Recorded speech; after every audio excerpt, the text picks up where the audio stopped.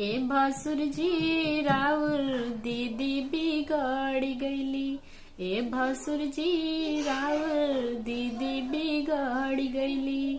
दीदी बिगड़ गईली पटना में बस गईली। दीदी बिगड़ गईली पटना में बस गईली। ए भसुर जी उता लालू से फांस गईली। ए भसुर जी उता लालू से फांस गईली।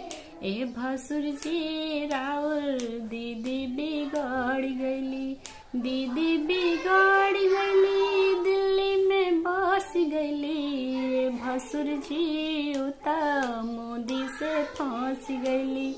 ए भसुर जी उता मोदी से फांस गईली।